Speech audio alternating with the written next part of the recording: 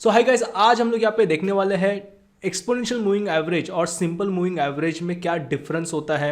And as a trader आपको कब exponential moving average use करना चाहिए या फिर सिंपल मूविंग एवरेज यूज़ करना चाहिए, इसके एडवांटेज एंड डिसएडवांटेज क्या है। और by the end of the session में आपको बताना चाहूँगा, आपको समझ में आ जाएगा कि क्यों आपको simple moving average and exponential moving average her trade में यूज़ करना है। So let's start without wasting time. देखिए, सबसे पहले हम लोग यहाँ पे समझ के लेते हैं कि सिंपल मूविंग एवरेज बेसिकली क्या होता है।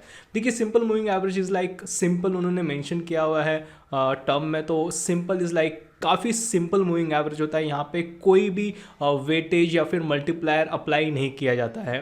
पहले मैं बता दूँ इसका कैलकुलेशन कैसे होता है। एंड डोंट वरी, अगर आपको कैलकुलेशन समझ में नहीं आता है तो अभी जितने भी सॉफ्टवेयर या फिर जितने भी आप प्लेटफॉर्म्स यूज़ करते हो तो वहाँ पे हर एक चीज़ कैलकुलेटेड होता है और आपको प्लॉट किया जाता है। तो आपको बस यहाँ पे कैलकुलेशन समझना है। अगर नहीं समझ में आ रहा है तो भी कोई प्रॉब्लम नहीं है।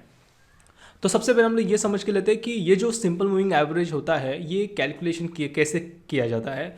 बेसिकली देखिए, हम लोग यहाँ पे एवरेज निकालते हैं। अगर हम लोग को कोई चीज़ का एवरेज निकालना है, अगर 4 नंबर्स का एवरेज निकालना है तो हम लोग जो 4 नंबर्स है उसको प्लस करते हैं, डिवाइडेड बाय नंबर ऑफ कितना डेटा दिया हुआ है उसको हम लोग यहाँ पे डिवाइड करते हैं। तो सेम वे में अभी अगर आपको समझ लीजिए, मैं आपको डे 1, डे 2, डे 3, डे 4 और डे 5 का क्लोजिंग पॉइंट्स देता हूँ। मतलब अगर आप स्टॉक मार्केट में काम कर रहे हो और आपको पता है कि डे वाइज क्या क्लोजिंग पॉइंट है, ऑन दैट बेसिस आपको 5 डे मूविंग एवरेज निकालना है। तो आप आराम से, अगर क्लोजिंग पॉइंट्स आपको मिल जाते हैं और उसको अगर आप प्लस करते हो और उसको डिवाइडेड बाय 5 करते हो, बिकॉज हमारा यहाँ पे नंबर ऑफ डेज 5 है, तो आपको सिंपली यहाँ पे 5 डे मूविंग एवरेज मिल जाता है, जिसको हम सिंपल मूविंग एवरेज बोलते हैं।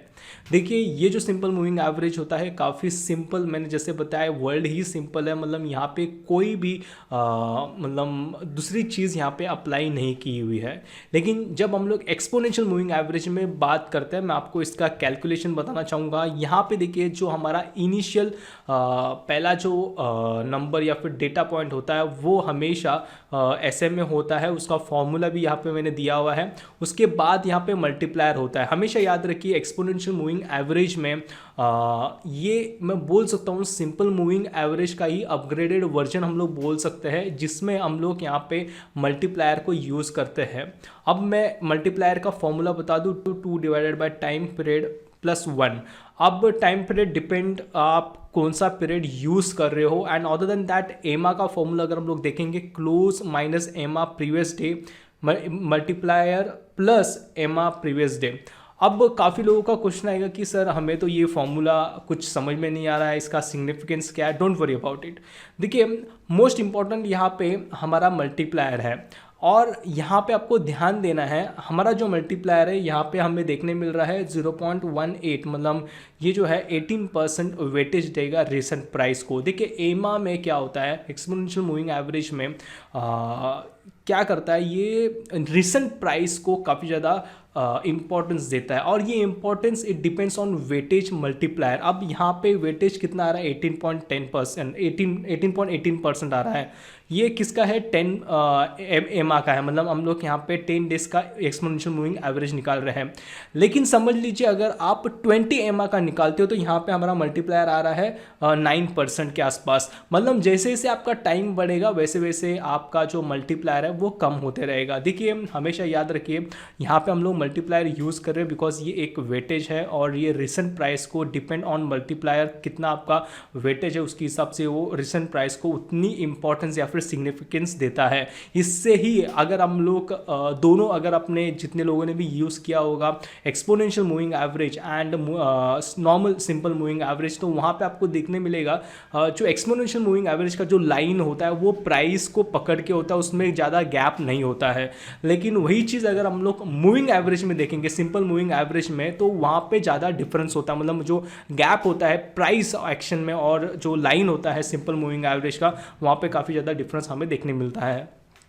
तो ओवरऑल अगर हम लोग कैलकुलेशन में देखेंगे तो एक्सपोनेंशियल मूविंग एवरेज में वेटेज जो होता है वो बहुत बड़ा इंपॉर्टेंट रोल प्ले करता है और उसके लिए हमें मल्टीप्लायर कैलकुलेट करना होता है। डोंट वरी, मैंने जैसे बताया कि हर एक चीज़ कैलकुलेशन होता है अपने आप, जो भी सॉफ्टवेयर से या फिर जो भी प्लेटफॉर्म्स आप यूज़ कर रहे हो तो वहाँ पे हर एक चीज़ आपको प्लॉटेड वे में देखने में मिल जाता है। लेकिन जस्ट फॉर नॉलेज यहाँ पे मैंने आपको फॉर्मूला बताया हुआ है, याद करने की ज़रूरत नहीं है।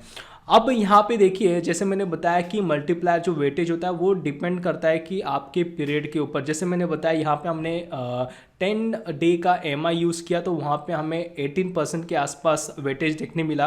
और जैसे जैसे मैं मेरा पीरियड एक्सटेंड या फिर बढ़ाता हूँ तो वहाँ पे मेरा जो वेटेज है कम होते जाता है। तो ये भी हमें ध्यान रखना है। तो अगर आप एमा लॉन्गर पीरियड में यूज़ करते हो तो वहाँ पे उतना स्मूथ होते रहेगा एक्सपोनेंशियल मूविंग एवरेज। अगर हम लोग यहाँ पे कंपेयर करते हैं एक्सपोनेंशियल मूविंग एवरेज और सिंपल मूविंग एवरेज को, तो वहाँ पे आपको देखने मिलेगा जो सिंपल मूविंग एवरेज होता है वो ज़्यादा सिग्नल्स प्रोवाइड नहीं करता, लेकिन एमा ज़्यादा सिग्नल प्रोवाइड करता है। तो इसके लिए मोस्ट ऑफ द टाइम जब आप शॉर्ट टर्म ट्रेडिंग या फिर इंट्राडे कर रहे हो तो आप एमा को यूज़ करते हो। लेकिन मैं आपको ये भी बताना चाहूँगा कि क्या आपको एमा ही यूज़ करना है या फिर सिंपल मूविंग एवरेज, उसके ऊपर भी मैं आपको ठीक से बताता हूँ। जस्ट अभी यहाँ पे ये समझ के लीजिए कि जो सिंपल मूविंग एवरेज होता है स्लो होता है, और अगर हम लोग एमा के कंपैरेटिव में देखेंगे तो ये ज़्यादा प्राइस सेंसिटिव नहीं होता और ये थोड़ा लैगिंग होता है। अगर हम लोग यहाँ पे एमा के बारे में बात करेंगे, ये भी लैगिंग इंडिकेटर है but as compare to simple moving average ज़्यादा लैग नहीं करता। और इसका एडवांटेज ये है कि ये प्राइस को पकड़ के हमें अपना जो सिग्नल से ये देता रहता है।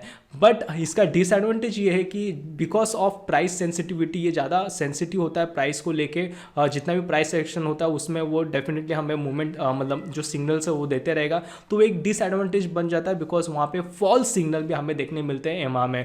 तो बहुत बार अगर आपने सुना होगा एमा भी अगर आप यूज़ करते हो तो बहुत बार आपको फॉल्स सिग्नल देखने मिलता है। तो इसके लिए आपको सिंपल मूविंग एवरेज भी यूज़ करना है। मैं आपको ये भी बताऊंगा कि कौन सा सिंपल मूविंग एवरेज और एमा का क्या पीरियड होना चाहिए, मतलब कौन सा एमा पीरियड यूज़ करना है, और इसके लिए मूविंग एवरेज में भी कौन सा पीरियड यूज़ करना है वो भी मैं आपको यहाँ पे बता देता हूँ। अब आपको ये समझ में आया, कैलकुलेशन समझ में आया, और आपको ये भी समझ में आया होगा कि एमा कैसा काम करता है, सिंपल मूविंग एवरेज कैसे काम करता है।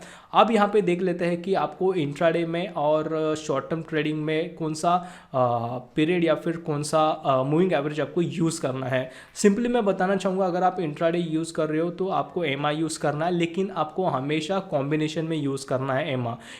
अगर आप एमा यूज़ कर रहे हो तो 5 and 20 एमा आप यूज़ कर सकते हो। आप यूज़ करके देखिए, वहाँ पे आपको काफ़ी ज़्यादा अच्छा रिजल्ट आपको देखने मिलेगा। अगर आप सिंपल मूविंग एवरेज यूज़ कर रहे हो तो मैं बोलना चाहूँगा 50 और 200 सिंपल मूविंग एवरेज आपको यूज़ करना है।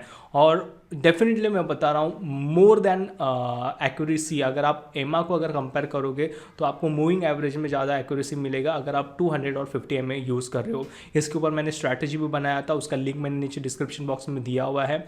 और डेफिनेटली काफ़ी लोगों को इससे बेनिफिट भी हुआ था, काफ़ी लोगों ने कमेंट भी किया हुआ है, और वो स्ट्रैटेजी काफ़ी अच्छे से काम करती है। अगर आपको कोई और इंडिकेटर के साथ भी अगर आपको यूज़ करना है वो भी आप यूज़ कर सकते हो, तो उसका लिंक मैंने नीचे डिस्क्रिप्शन बॉक्स में दिया हुआ है। तो यहाँ पे इंट्राडे में मैं बोलना चाहूँगा, अगर आप एमा यूज़ कर रहे हो तो विथ कॉम्बिनेशन यूज़ कीजिए, 20 और 5 एमा यूज़ कर सकते हो। और अगर आप सिंपल मूविंग एवरेज यूज़ कर रहे हो तो मैं हमेशा बोलना चाहूँगा बाकी सब एक मतलब मूविंग एवरेज भूल जाइए, 20, 10 जो भी कॉम्बिनेशन है, सिंपल मूविंग एवरेज में हमेशा आप 200 और 50 एम का यूज़ कीजिए। और ये डेफिनेटली मैं आपको बताना चाहूँगा काफ़ी अच्छे से वर्कआउट करता है। तो आई होप आपको ये समझ में आया होगा। शॉर्ट टर्म में भी मैं बोलना चाहूँगा सिंपल मूविंग एवरेज यूज़ कीजिए, एमा को मत यूज़ कीजिए। एमा काफ़ी ज़्यादा प्राइस सेंसिटिव होता है, और शॉर्ट टर्म में अगर आपको गलत या फिर फॉल्स ब्रेकआउट या फिर फॉल्स रेजिस्टेंस, फॉल्स सपोर्ट अगर आपको मिलता है तो वहाँ पे बहुत बड़ा लॉस आपको हो सकता है शॉर्ट टर्म में, बिकॉज आपका वेटिंग पीरियड ज़्यादा होता है शॉर्ट टर्म में, बिकॉज आप 1 या 2 दिन या फिर मोर देन 1 वीक आप है ना वहाँ पे डिपेंड रहते हो। तो बेटर रहेगा कि आप वहाँ पे एमा मत यूज़ कीजिए, बेटर रहेगा आप वहाँ पे सिंपल मूविंग एवरेज यूज़ कीजिए। अब क्वेश्चन अराइज होता है कि मतलब आपका टाइम फ्रेम क्या होना चाहिए। मैं हमेशा प्रीफर करता हूँ, अगर आप सिंपल मूविंग एवरेज यूज़ कर रहे हो 50 और 200 का भी, तो आपको इंट्राडे में 5 मिनट्स का टाइम फ्रेम यूज़ करना है। और अगर आप शॉर्ट टर्म में काम कर रहे हो तो आपका टाइम फ्रेम 1 डे का होना चाहिए। और मैंने जैसे बताया सिंपल मूविंग एवरेज में हमेशा 200 और 50 एम का ही यूज़ कीजिए। डेफिनेटली आपको यहाँ पे एक्यूरेसी सी देखने मिलेगा। और काफ़ी लोग, नॉट ओनली मतलब मैं नहीं, मैं बोल रहा हूँ काफ़ी लोग जितने भी बड़े फंड मैनेजर्स है, इन्वेस्टर्स है। और मैं आपको बताना चाहूँगा मूविंग एवरेज जो एक ऐसा एकलौता टूल या फिर इंडिकेटर है जो as a investor, as a technical analyst भी यूज़ करता है। तो ये यूनिवर्सल इंडिकेटर है जिससे आपको ये पता चलता है कि क्या मार्केट में अप ट्रेंड चल रहा है, डाउन ट्रेंड चल रहा है, क्या रेजिस्टेंस है, क्या सपोर्ट है, हर एक चीज़ हमें मूविंग एवरेज बताता है। सो आई होप आपको ये समझ में आया होगा। अगर आपको कुछ भी डाउट या फिर कुछ भी क्वेरीज है तो आप नीचे कमेंट सेक्शन में पूछ सकते हो। एंड अगेन, अगर आपने अभी तक सब्सक्राइब नहीं किया तो प्लीज़ सब्सक्राइब कीजिए। And thank you, have a nice day.